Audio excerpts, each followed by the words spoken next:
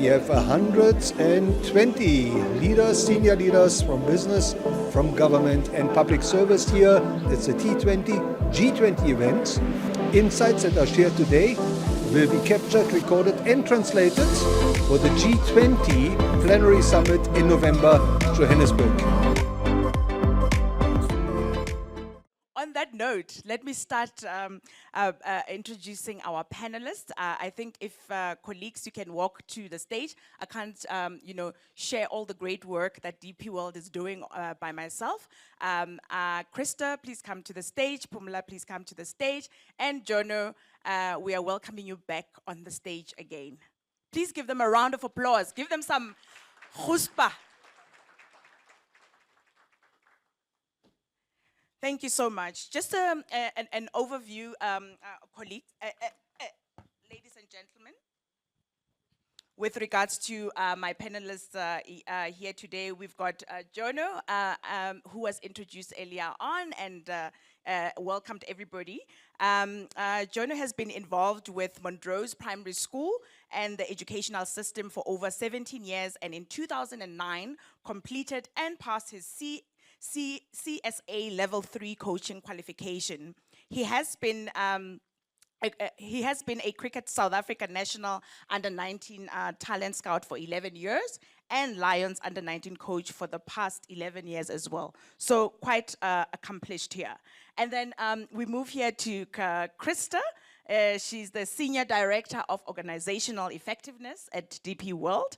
Krista, as I mentioned, she's the Organizational Effectiveness Director at DP World here in Sub-Saharan Africa. She joined the company in 2012 and is responsible for the transformation of the business towards the desired corporate culture through the establishment of group-wide talent and performance management practices and systems, organizational design, framework, leadership effectiveness, and change management practices. That's quite a mouthful, right?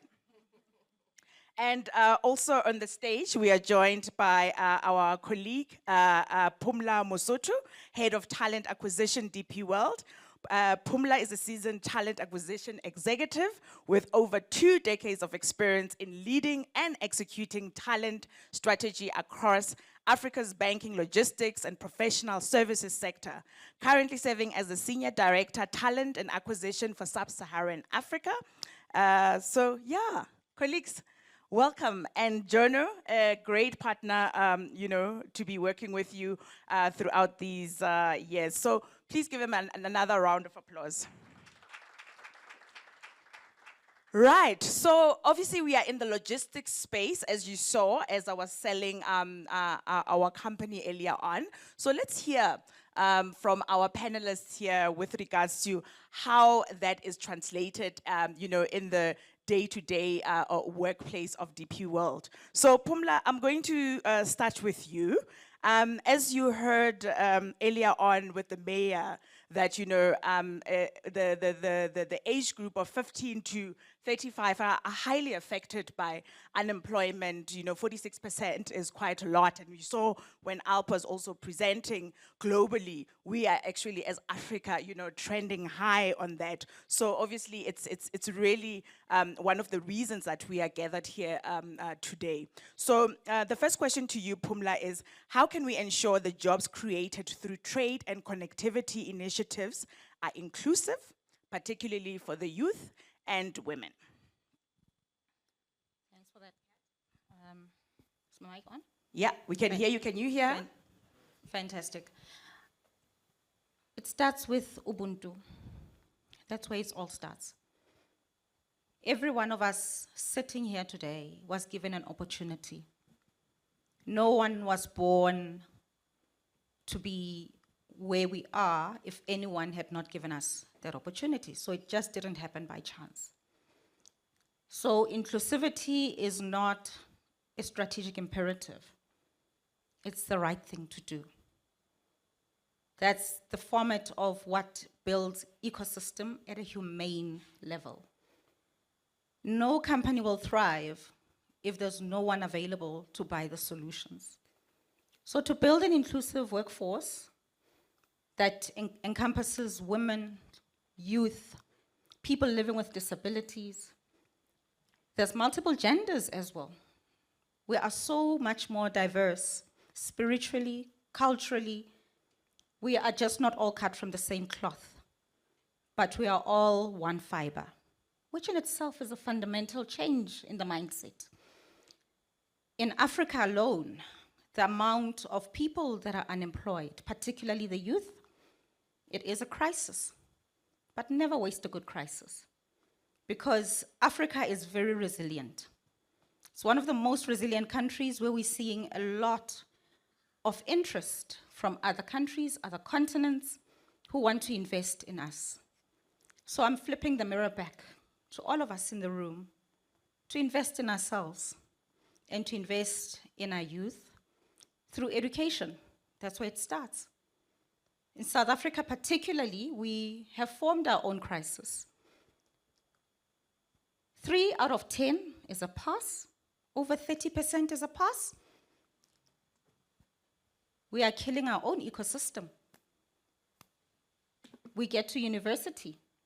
The type of qualifications that we are building our children to go into, the type of mentality that we are building back at home around employability versus entrepreneurship and bartering, because that's where it all started. So it looks like history will be repeating itself. In fact, it is repeating itself, where we need to go back to where trade started.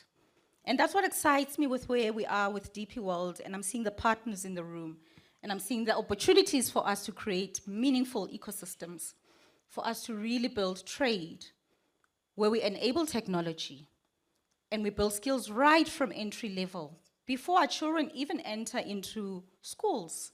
I have seen the DP World Education Program. For example, in Lenasia, we are teaching our children to read, a key skill. Because how can you run a cooperative if you cannot read your own contract? How do you then come up with technology that gives you future analytics, but you don't understand what the stats mean? So we are building from grassroots. Then we come to youth employment, where we've got the GROW program, and I've got a couple of GROW leaders in the room, including Krista, who started off as a graduate. I started as a learner in South Africa. So teachers and the seaters are really doing the work of the Lord, and look at where we are today. And then when it comes to employability and making sure that our people are doing the work that matters, we've got programs such as Emerge.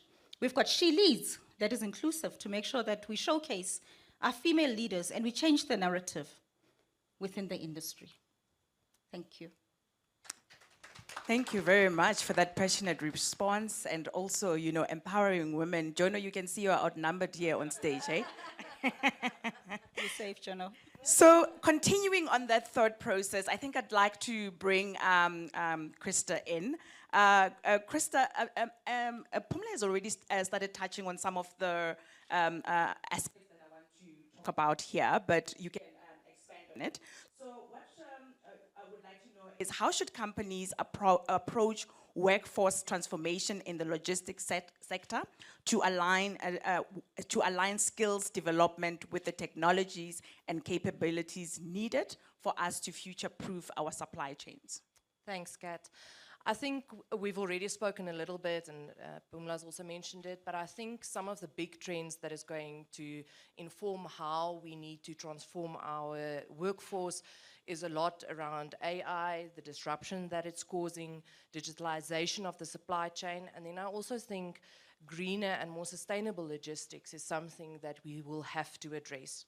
From a learning and development perspective, I think our reaction to that should be focused on more skills-based learning that is more agile and definitely more inclusive and accessible.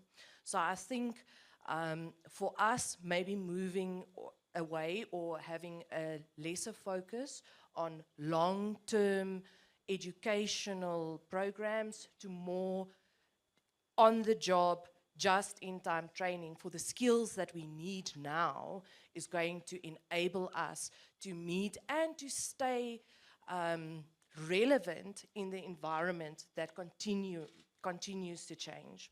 So I think that would be my input on that one. Fantastic. I think digitalization, digital skills keep coming up today. The previous speakers spoke about it. Our mayor spoke about it. Alp spoke about it. So definitely with regards to digital skills shortage and technology as forming part of solutions for the future, it's something that we need to equip our young people on.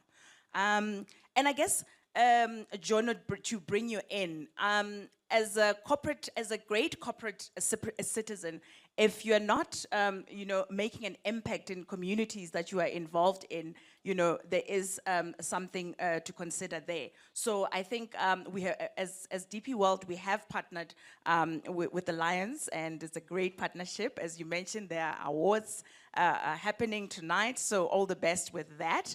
And we've partnered with you, obviously, on a number of different projects, and Beyond Boundaries initiative stands out, and I think it would be great just to tell people about what the Beyond Boundaries initiative is. And it also, I must say, we found out yesterday that it has won a Sambria Award in Africa. So yeah, it's a great initiative. But let's let Jono tell us about it first and the socio-economic impact it's having. Thanks, Kat. And once again, good morning to everyone. And certainly there's a lot of woman power in DP World, I can promise you that. And Nikki's hiding around the corner there. Ishaman Singh's also on their exco. And when I met them 5.5 years ago, when they took over naming rights as Imperial Wanderers, and then obviously DP World acquired Imperial and we became the DP World Wanderers, there's a lot of woman energy. So in fact, I transformed my 100% male executive when I took over as chief exec in 2019 to now a 60-40 split in women favors. So the women are winning at Lions cricket as well, which is a really good thing. And I think for me, transformation also speaks not only to black and whites, but really to diversity, equity, and inclusivity. And I think that's what I've always appreciated with DP World and the values that they drive, and that's why we're so aligned in what we do as an organization. And I often say to attract partners, it's sometimes easy for an organization as big as ours and the impact that we drive in communities. But to retain partners is sometimes a little more tricky. And to have DP World re-sign with us 2 months ago for a further 5 years as our naming rights partner in both our women's cricket, our blind, our deaf, our men's, and as a stadium speaks to what we do together. So I thank you, DP World, for allowing us to drive the impact that we do within our communities. And certainly the Beyond Boundaries initiatives is a fantastic project that was launched a couple of years ago. You would have seen it at the World Cup cricket events, and that came to Africa, and the first container that was delivered in Africa by DP World was placed here at the DP World Wanderers. And that container is used as a place that people can donate used or new cricket equipment. We have some sanitary pack drives during Women's Month. We have some stationary drives at the start of the year. We have some school shoes drives at the start of the year. So the container is used for various things throughout the year. And it's at the entrance, and you'll see it when you drive out if you didn't notice when you drove in. But it really is a fantastic container that creates hope for many lives. And I'll take you back to one little story that DP World helped us achieve, and that is in the township of Alexander, where the sport is really physical education, human movement has been taken away from many of our schools within the townships. And we used a project called the Blue Label Alexander Township Program in conjunction with DP World and some of our other key partners, and reintroduced human movement back into the township schools in Alexander. And we sent 25 coaches into the township every morning to teach phys ed and to teach human movement, but we used the medium of cricket to do it with. So we would catch and throw and hit and do all the things. And sometimes we get the teachers to move their cars out of the car park so we could practice in the car park. Sometimes we had the cricketers and the kids bowling and batting down the corridors between classrooms. And 14,000 children we saw on an annual basis. We whittled that down to a squad of 15 that we coached and worked with, and those 15 played in various school tournaments. In year one of that program, against privileged schools, they would have 200-300 runs scored against them and be bowled out for 20. In year two, they won 25% of the matches. In year three, they made the final. and of many of these tournaments. And that's through opportunity, that's through care, that's through a sense of belonging. We'd pick the players up, we'd drop them off their homes, we'd give them proper shoes to play in, we would level the playing fields as much as we can. We also launched the Hungry Hearts program here, where on a Friday we've got a whole lot of food packs. We get them into our clubs and our schools on a Saturday and a Sunday, so they can compete. Our players can compete on full stomachs, like some of the other children that have more privileged backgrounds. And a player, and I'm going to give you his name, started as a grade 5 boy, a 10-year-old in the Alexander Township, through some of this DP World Beyond Boundaries initiative impact. And in grade 7, we made him captain of that under-13 team. We invited Jeppe School for Boys just down the road. We said, Dale Jackson, the principal, please come and see him. I'm telling you now, this kid's going to be good. He came and saw him at this under-13 festival. Jeppe School for Boys gave him a scholarship. He went into the hostel. He spent 4 years in the hostel, and recently he's just represented the South African under-19 team at the World Cup. And in grade 5, when Sipho was 10, he knew nothing about cricket. He knew nothing about opportunity. He didn't even have a pair of school shoes. And with opportunity, with partners like DP World, we're able to impact, we're able to inspire, and we're able to influence. And I know with partners like DP World, there'll be many more stories of Sipho Putsane coming out of the Beyond Boundaries initiative. So thank you. Thank you very much, Jono. As I always say, there's nothing like sport. It always unearths talent and also connects people. And as a sporting person, as you've heard, I've done 2 comrades, so you know, I'm that girl. So, so I think sports really fosters a great human interaction. So Pumla, back to our EVP, right? We shared our video earlier on the work that we're doing there. So it's one thing to give youth opportunities, but it's one thing, again, once they get into our organization, how do they experience the organization? So maybe just to unpack a bit about our work around EVP, and also how we are taking advantage of the fact that we are working across sub-Saharan Africa, and we can exchange skills. How are we exchanging skills and leveraging on the human capital of working on the African continent?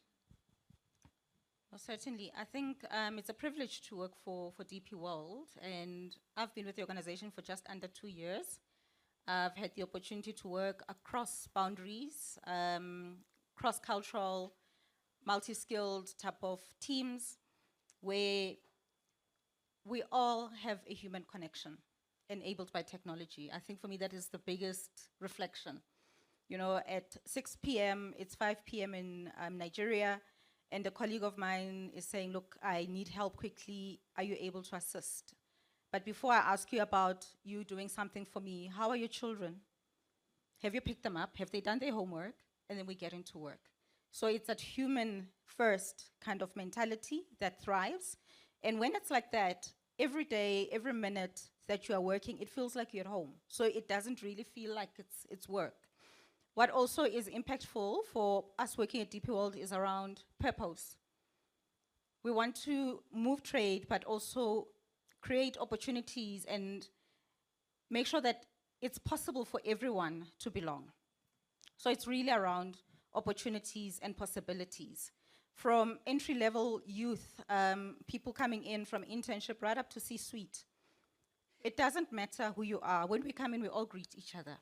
And that's a type of culture that we've got from an EVP perspective. Rank is not that important in terms of what it is that we need to do, open door kind of policy. But what is very, very important is around that purpose. If you really believe in a dream and you really have an agenda to say, I believe in this and I think it will make a difference, you are heard. So very, very important that our youth get that, because when you look at the generational gaps and what the new generation of the workforce is looking for, they want leaders who listen. And yes, in every organization you will have multiple types of leaders. We do have the older generation. But what is inspiring me is their ability for them to adapt and evolve in terms of what we are looking for. We always say straight talk breaks no friendship. We have courageous conversations.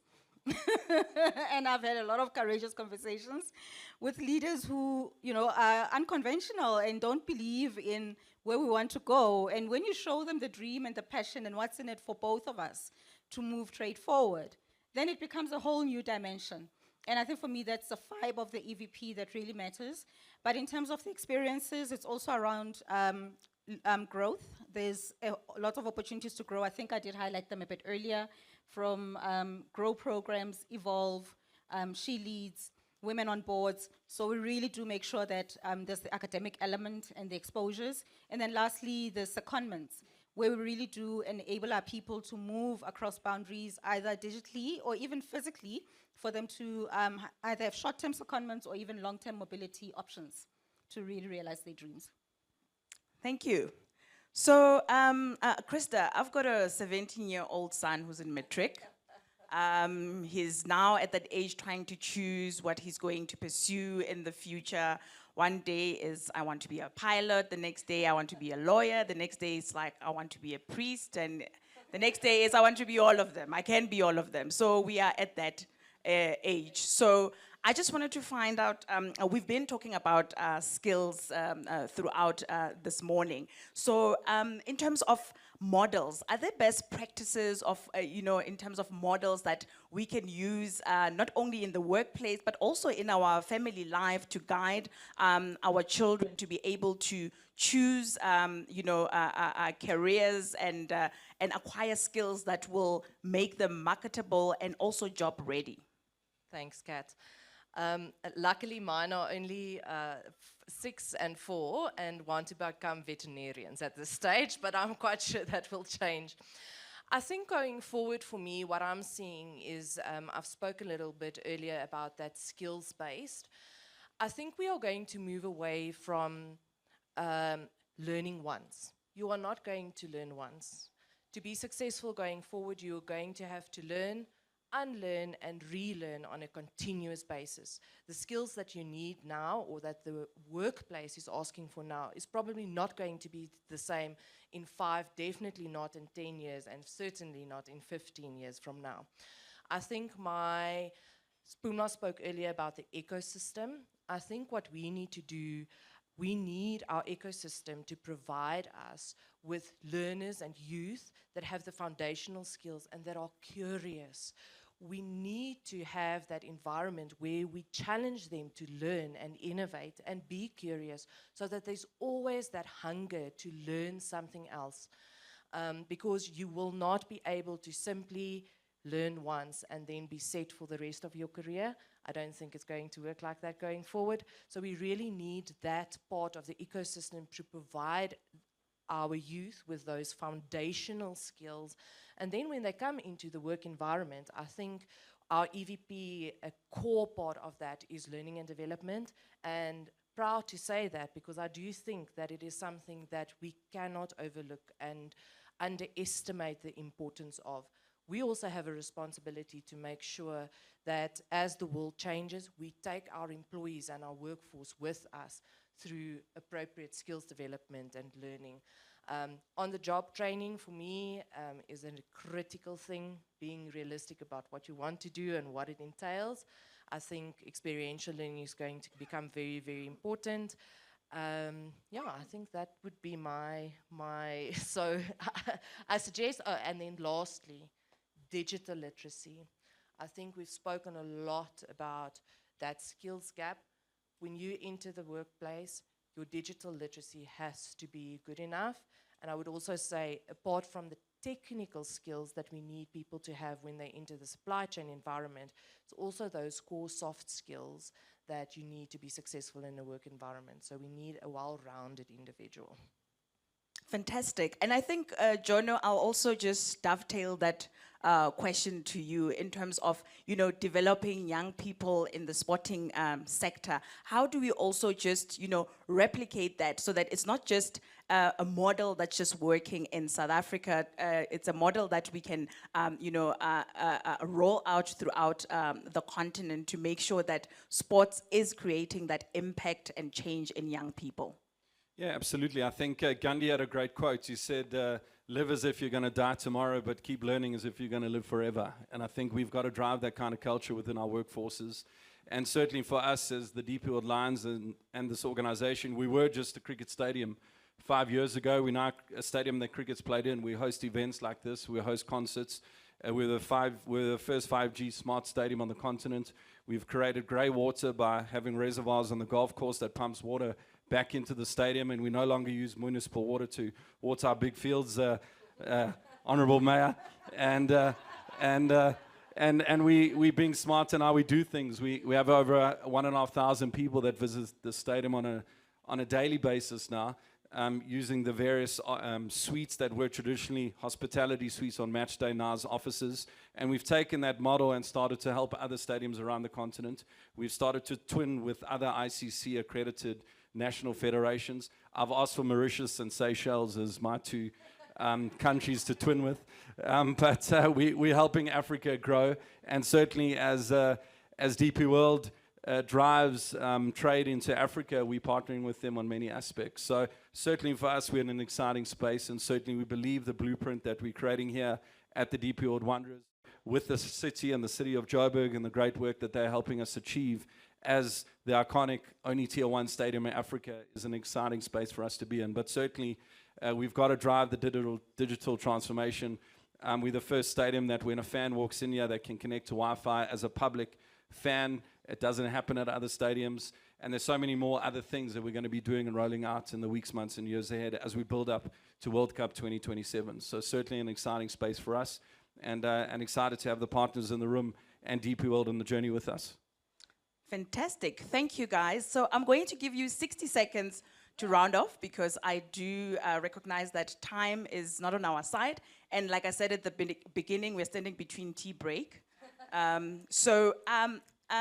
think it's something that I took earlier on from Alp, and he was saying that, you know, we should be unlocking dreams of young people, you know, they shouldn't be on hold. So you personally, in 60 seconds, what commitment are you making to change the face of youth unemployment in this country and within sub-Saharan Africa? So I am definitely, yeah, Jono is like, yes, I've been waiting for this question all my life. Let's go.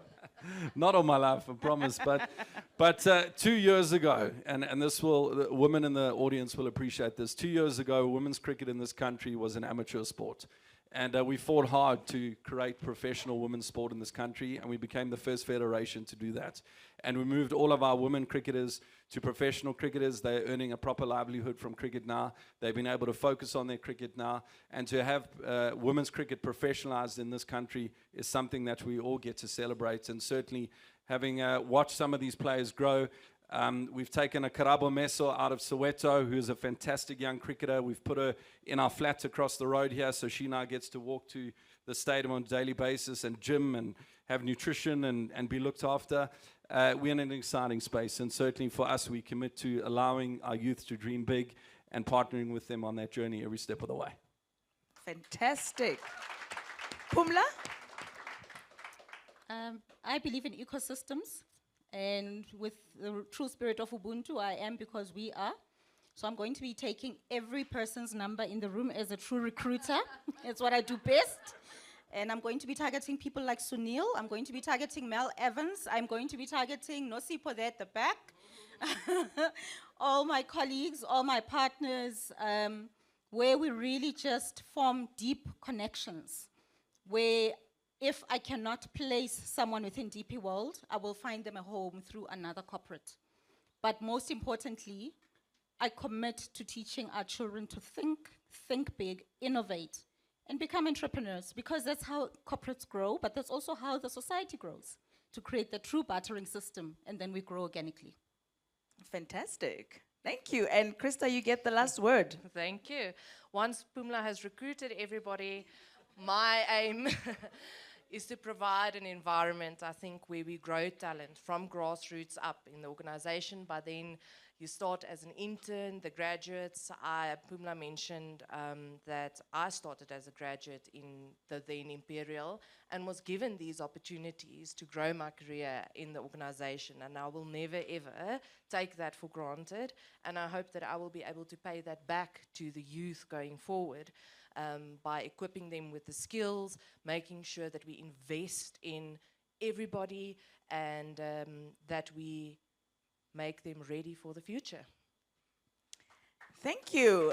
And in conclusion, colleagues and ladies and gentlemen, our mayor, Mr. Morero, mentioned earlier on that youth unemployment is not a social crisis only; it's an economic crisis. So that's the crisis that we are facing together. And as we're sitting here, we need to come up with those solutions. It's not only about gathering here in the space; it's how do we leave here and go and implement, but at the same time inspire change for young people to actually unlock their dreams. So thank you very much, and I hope you enjoyed this conversation and you got a bit of insight on some of the initiatives that DP World is involved in to ensure that our youth have a brighter and more inspired future.